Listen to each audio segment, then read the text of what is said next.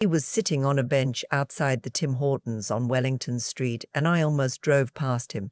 It was my son, my 34-year-old son, with 2 hockey bags and a car seat sitting on the sidewalk beside him, and my granddaughter asleep across his lap with her coat pulled up over her shoulders like a blanket. It was November. It was 4 degrees. I pulled over so fast I hit the curb. He didn't even look surprised to see me. That was the part that broke something in me, that he wasn't surprised. He just looked tired in a way that had nothing to do with sleep. "How long have you been sitting here?" I asked. He said, "A few hours." I didn't ask anything else right then. I just picked up one of the bags and said, "Get your daughter. We're going. I want you to understand something before I tell you the rest of this. My son is not a weak man. He learned how to change a brake pad at 15, put himself through 2 years of college before I could talk him into letting me help, never once asked me for anything he thought he could handle alone. Which meant that when he finally called me the night before, voice flat, words careful, telling me his mother-in-law had asked them to leave the house, I knew it was worse than he was saying. He never calls unless it's worse than he's saying. His wife's name was Daphne. She was the daughter of a woman named Rosalind, and Rosalind had made it her quiet occupation for the past 3 years to make my son feel like a guest in his own marriage, not in ways you could point to easily. Nothing loud, nothing dramatic, just the slow, steady drip of it. Her house rules followed them into their apartment when Daphne's job relocated them to Ottawa. Her opinions arrived uninvited at their dinner table, their parenting choices, their finances. And my son, who would never say a word against someone else's mother, absorbed all of it without complaint. I had watched this from a careful distance. I am not a woman who inserts herself. I raised my children and I stepped back and I trusted them to build their own lives. But I had watched and I had waited and I had said nothing, because Daphne was not a bad person, and I believed eventually the situation would find its own balance. What I did not know, what my son had not told me because he is too proud and too private, was that 3 weeks before that cold November morning, Rosalind had gone to the property management office of the building where they lived and told the leasing agent that my son had been causing disturbances. She had documentation, typed letters, dates, incident reports she had apparently composed herself. She had told them he was volatile, unstable, that Daphne was afraid. None of it was true, not a single word of it. But the leasing agent had called Daphne at work, and Daphne, confused, pressured, her mother standing right there, had not contradicted her. And 2 weeks after that, Rosalind told my son directly in the kitchen of that apartment that it would be best for everyone if he found somewhere else to stay while things settled down. My son had asked Daphne what she wanted. Daphne had looked at the floor. He packed the bags that night, took his daughter, who was 3 years old and thought they were going on an adventure, drove to Ottawa, and sat outside a Tim Hortons because he didn't want to call me and he didn't know where else to go. I want you to understand what kind of woman Rosalind was, not a screaming villain, not a monster you could spot from across a room. She was the kind of woman who sent birthday cards with $50 tucked inside and then mentioned it every Thanksgiving for 5 years afterward. She was the kind of woman who called herself Daphne's best friend, who made herself so necessary to her daughter's life that Daphne had forgotten what it felt like to make a decision without consulting her first.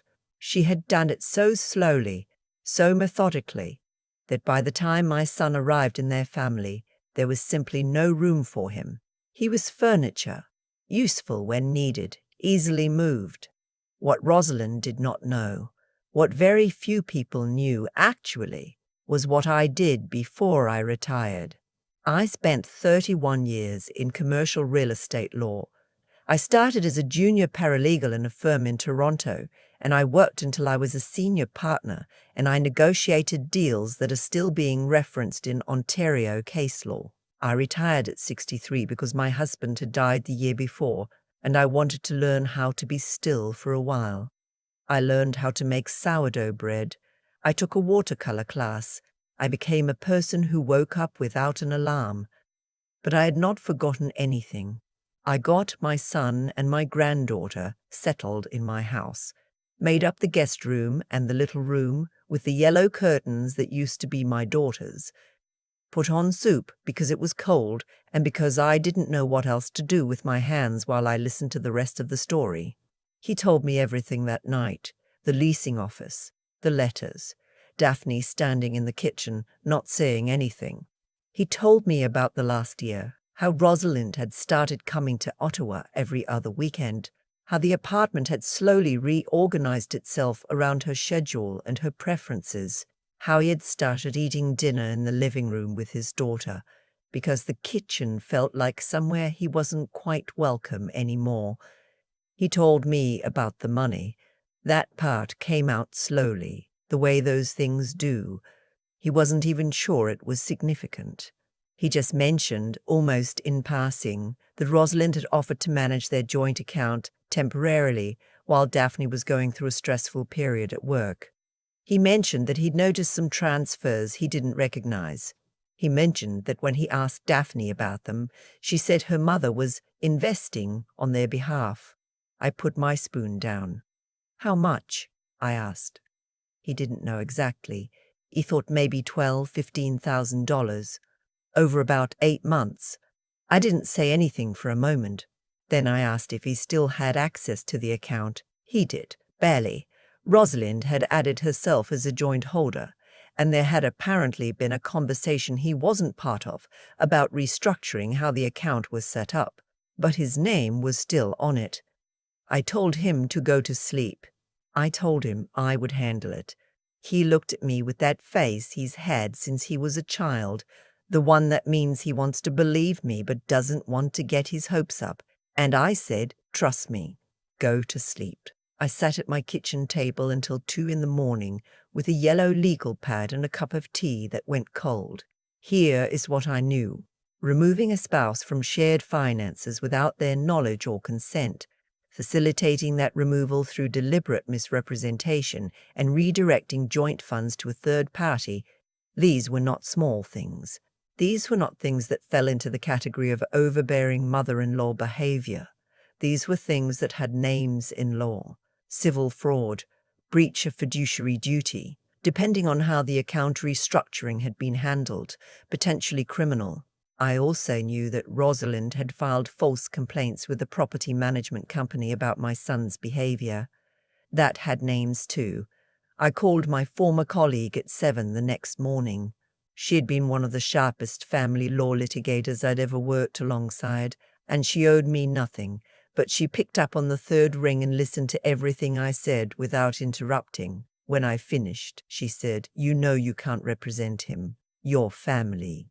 "I know," I said. "I'm not calling you to represent him either. I'm calling you to tell me who I should call." She gave me 2 names. I called both of them before 9 o'clock. The next step was the account records.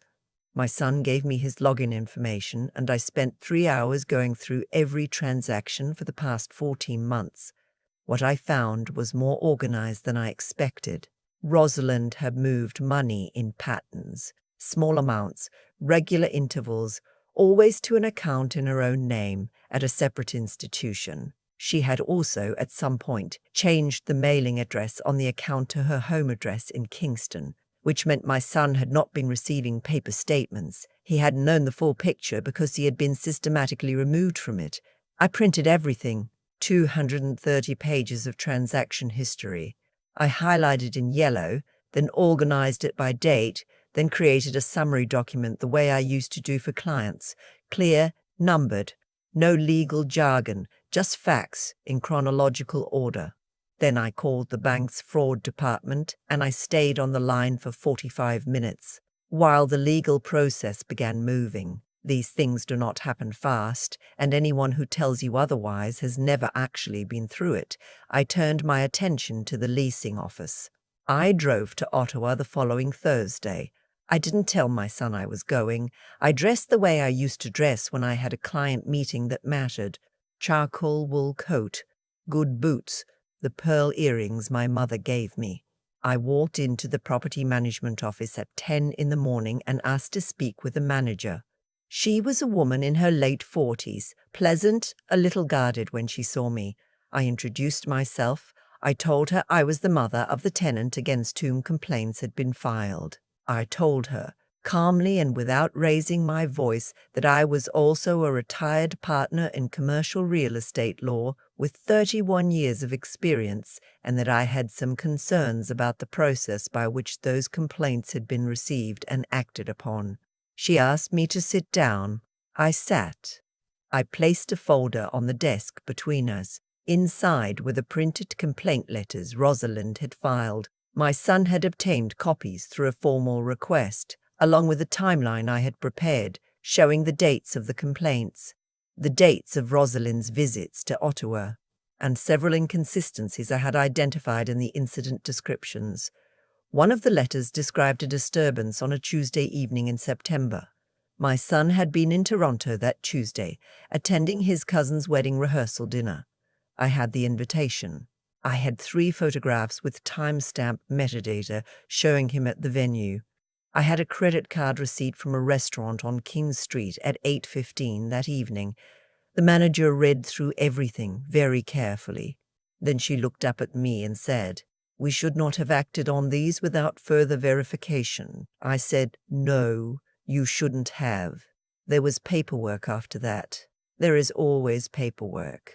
But by the end of that meeting, the complaints had been formally withdrawn from my son's file. The leasing office had agreed to provide written confirmation that his tenancy record was clean, and the manager had indicated they would be reviewing their internal processes for handling third-party complaints. I drove home in the dark, stopped at a McDonald's on the highway because I was hungry and I didn't feel like being elegant anymore. Sat in the parking lot eating French fries and listening to the radio and thinking about how I had spent 30 years doing things like this with strangers, and never once had I understood how different it felt to do it for your own. The civil proceedings took several months.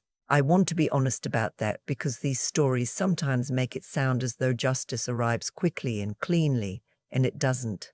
There are delays and adjournments and paperwork that gets filed and refiled, and there are days when my son would call me sounding hollowed out, and I would make him talk about something else, what my granddaughter had said at breakfast, whether the Senators had any chance this season, what he wanted for Christmas, because sometimes the most important thing you can do for someone is remind them that the rest of their life is still happening. Daphne called me in February. I had not expected that. I had been careful, throughout everything, to focus on the legal facts and not on her. Whatever had happened in that marriage was between her and my son. She was not my adversary. She was a woman who had been shaped, slowly and completely, by a mother who had never learned the difference between love and control, and I was not going to be the person who vilified her for that. When she called, her voice was very quiet. She said she hadn't known the full extent of what her mother had done with the account. She said she was sorry. She said she didn't know how to explain the rest of it, why she had stood there in the kitchen and not spoken, and I told her she didn't have to explain it to me. "That's between you and my son," I said. "I hope you'll talk to him." She said she was trying. I don't know what will happen between them. That is their story to write, and I have no business being the author of it. What I know is that my son moved back to Ottawa in the spring. He and Daphne are seeing a counselor. My granddaughter started junior kindergarten in September and lost her first tooth in October, and called me immediately to report it as breaking news, which is exactly what it was. Rosalind's situation resolved in the way those situations do when someone has done something specific and documentable. The civil claim was settled. I am not going to say what the terms were because it is not my story to broadcast. What I will say is that she is no longer on any accounts that belong to my son. She is no longer filing complaints with anyone about anything, And when my son's name comes up, she is very, very quiet. People ask me sometimes, friends my age, women who have watched their children go through things, they ask me how I stayed calm through all of it, how I didn't just drive to Kingston and knock on her door and say what I actually thought. I tell them the truth. I stayed calm because anger is a fire, and fire is only useful if you know how to direct it. I spent 31 years learning how to direct it, how to take something that felt enormous and personal and crushing and put it into a document, into a process, into language that a judge or a manager or a bank officer could act on. That is not the same as not feeling it. I felt it every single day. I still feel it when I think about my son sitting on that bench in the cold with his daughter asleep across his lap. But feeling something and acting on it are two different skills. You can have one without the other, and it will cost you. What I learned a long time ago is that the most powerful thing you can do when someone underestimates you is let them keep doing it, right up until the moment when it is too late for them to do anything else. My granddaughter asked me last month what I used to do for work. I told her I helped people when they were in trouble. She thought about this very seriously for a moment, the way she does, holding her apple juice with both hands. Like a superhero, she said. I told her yes, exactly like that, except with better shoes. She seemed satisfied with this. She went back to her juice, and I went back to my crossword, and outside the window it was starting to snow, the first real snow of the season, thick and quiet and covering everything. That is the part I keep coming back to, the snow and the quiet and my granddaughter with her apple juice. The fact that this house, which felt so empty for so long after my husband died, now had hockey bags in the hallway and crayon drawings on the fridge, and the sound of little feet at 6 in the morning. The fact that my son, who never asks for anything, had finally let me help him. Sometimes the thing you protect the most is not a case, not a settlement, not a record set right, or an account reconciled, or a letter withdrawn. Sometimes what you protect is a bench on Wellington Street in November, a little girl asleep under her coat. The version of the story where someone showed up before it got any worse. I showed up, that is enough.